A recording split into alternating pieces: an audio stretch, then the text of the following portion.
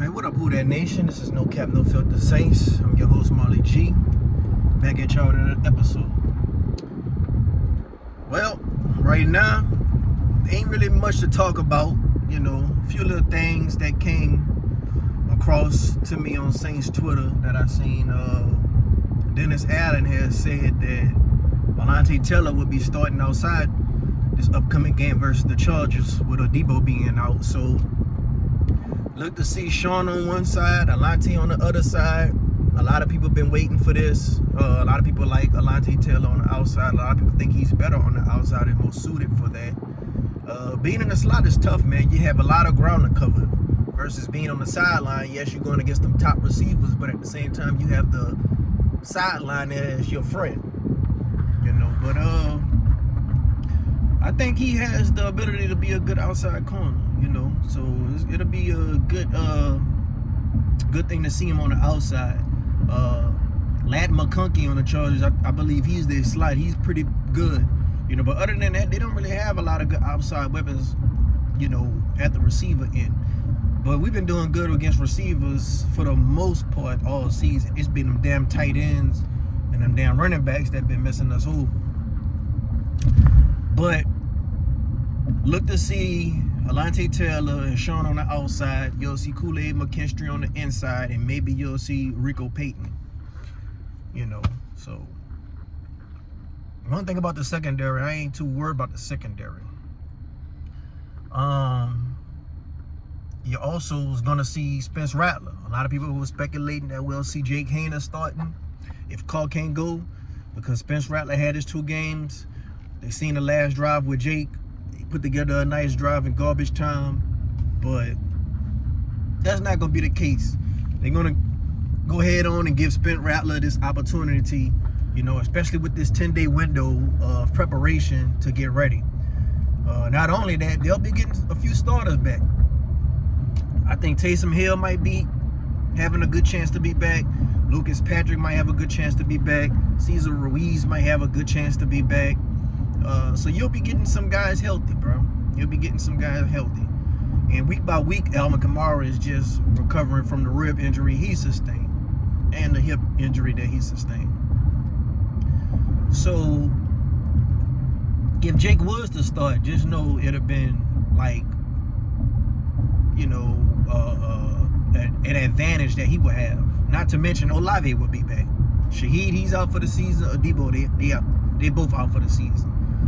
But Olave will be back. You got to remember the first game, Olave was out the first series. And then the second game, he was out fully with the concussion. So, you know, Spence Rattler will have a lot more at his disposal this game when it comes to the offensive line and the wide receiver unit. But on defense, I mean, they pretty much just not going to have a Debo. Pete Werner, he might make a comeback. Will Harris, he went to IR.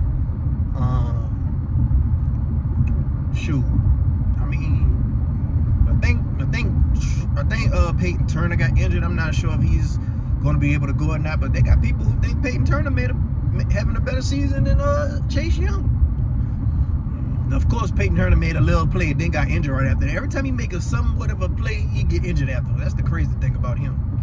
But for the most part, that defense gonna be they gotta stop J.K. Dobbins, and that's gonna be a hard task. And on an offensive line, they gonna have to deal with Khalil Mack and Joey Bosa.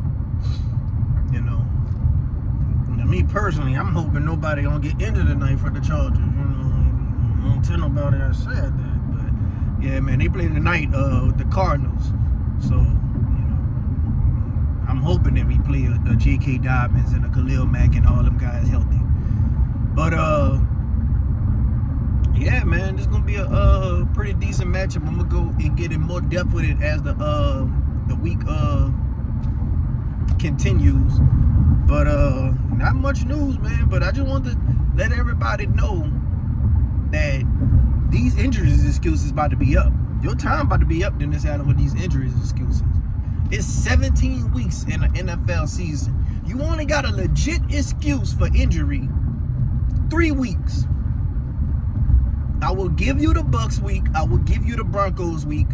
And I will give you the Chargers week. Even if a lot of the starters back, but you don't have Derek Carr. You know, I'm one of the people, as long as you got your starting quarterback, you know, you should go out there and make something happen. But you only gonna have this excuse for 3 weeks. You got 14 other weeks to make something happen and stay afloat. Other teams are doing it across the league. And it's not just the Saints. Ask the Dolphins fan how they feel about injuries. You think the Dolphins record will be what their record is right now if Tua was out there? I know he started off rough, but you would like to believe that they would have picked it up. You know? There's a lot of other teams out there missing guys. Are we the most injured? That's probably so. That's probably the case. But at the same time, we ain't got nobody injured for the whole year except Rashid and Adebo.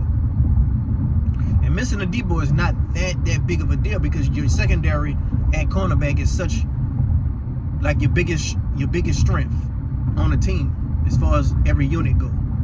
So you can afford missing Adebo. Missing Shaheed, that's probably gonna hurt because that wide receiver room was kind of thin. But we bringing in Marquez Valdes-Scantling to fill in his role with, you know, going deep. And a lot of people feel like Klint Kubiak, he try to stick to that deep ball a little bit too much. Or Derek Carr try to stick to that deep ball a little bit too much. You get him out of a little trouble here and there, you know. A lot of teams ain't got no receiver that could beat 2 safeties deep. But this injury excuse about to run its course. You had enough people to go win the Eagles game. They was more injured than us. You had enough people to go win the Falcons game. They was just as injured as us. They ain't have their starting center. They ain't have a few other guys that they would like to have.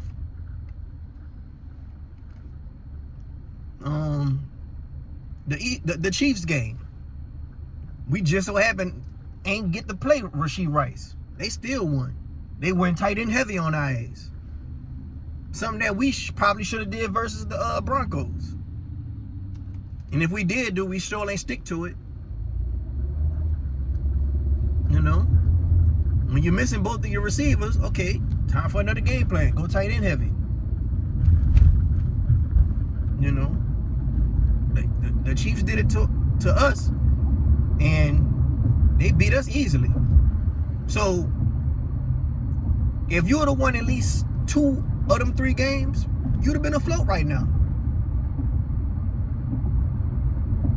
You know? You'd have been 4-3, head above water. And you could afford to lose a game against the Chargers. It could have been 4-4, and then going into next week, the game after with the Panthers, a 500 football team. And the Panthers would be likely the game that will be your get-right game. The Panthers could have been your get-right game because everybody going to beat the Panthers.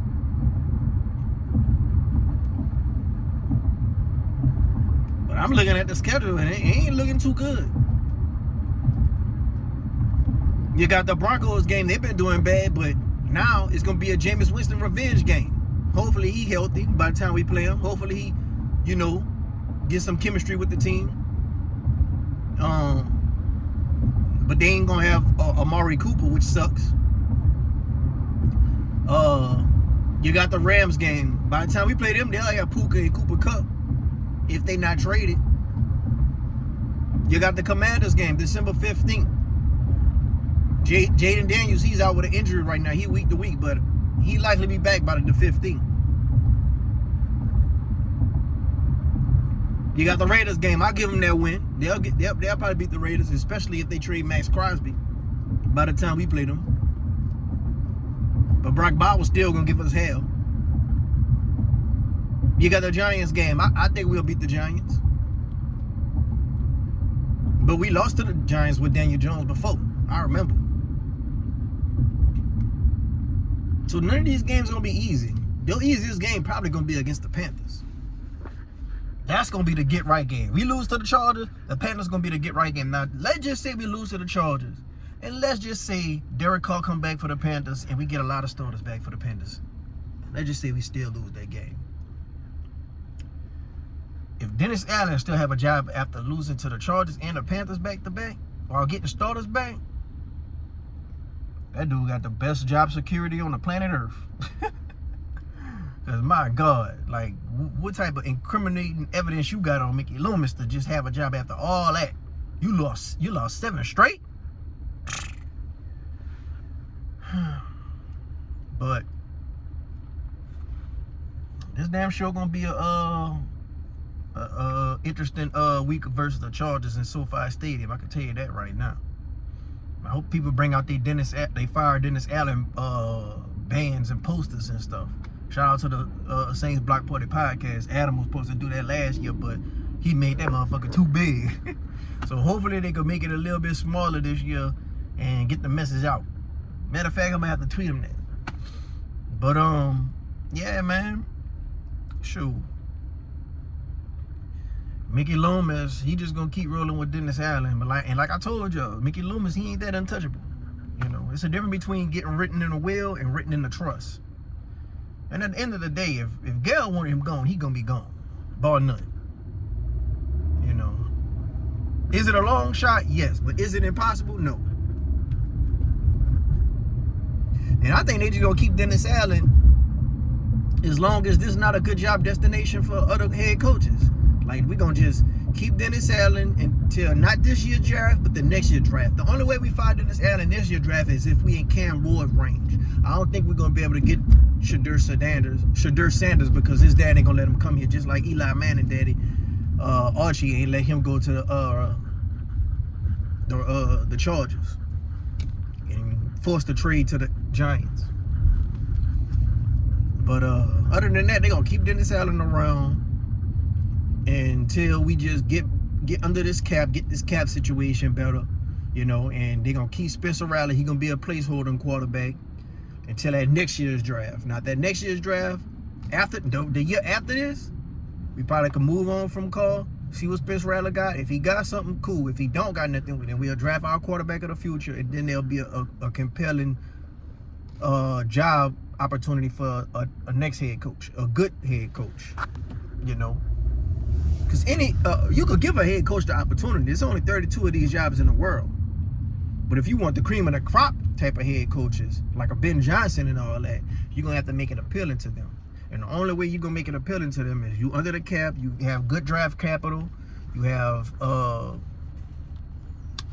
good draft position. They have, like, maybe their quarterback that they have in mind, and you just got away from all them bad contracts.